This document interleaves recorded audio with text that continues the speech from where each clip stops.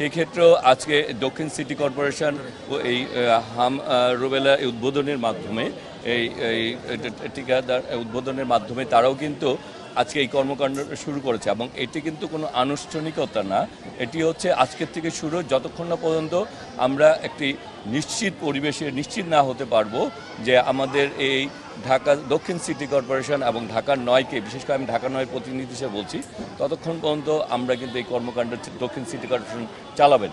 এবং দক্ষিণ city corporation মাননীয় প্রশাসক উনি কিন্তু আপনাদেরকে বলেছেন যে সরকারের সঠিক দিক নির্দেশনের ভিত্তিতে এটি চলছে এবং এটি চলমান থাকবে যতক্ষণ না পর্যন্ত এটি সমাপ্তি ঘটবে। তবে সেই ক্ষেত্রে জনগণকে সচেতনতা বৃদ্ধি করার জন্য আমরা আমাদের রাজনৈতিক দলীয় নেতাকর্মীদেরকে বলেছি এলাকা ভিত্তিক, যাতে আমাদের যারা শ্রমজীবী মানুষ রয়েছেন তাদের অভিভাবকরা যাতে এই কেন্দ্রগুলিতে এসে টিকা গ্রহণ করে বাচ্চাদের টিকা দেওয়ার ব্যবস্থাটি করে।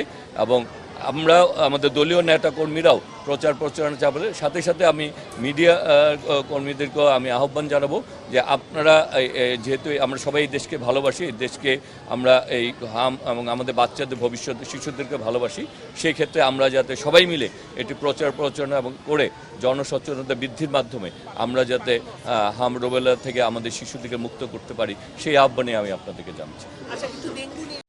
Hire Google TV. Smart living powered by Homey AI. ডেঙ্গুর ব্যাপারেও মাননীয় প্রশাসক আপনাদেরকে বলেছে যে আমরা ইতিমধ্যে আমাদের এলাকায় ডেঙ্গু প্রকোপ বৃদ্ধি হওয়ার আগেই আমরা সিটি কর্পোরেশন দক্ষিণের নেতৃত্বে আমরা কিন্তু আমাদের এলাকায় যে সকল জলাশয় রয়েছে সেগুলি পরিষ্কার পরিচ্ছন্ন করার মাধ্যমে এবং আমাদের যে সকল আমরা ঢাকা সিটি কর্পোরেশন এবং ঢাকা 9 আমরা দুই যৌথ উদ্যোগেই এবং নিজস্ব উদ্যোগেও আমরা কিন্তু মেশিনগুলি কিনে আমরা মশা ওষুধ ছিটাচ্ছি, আপনারা লক্ষ্য করেছেন।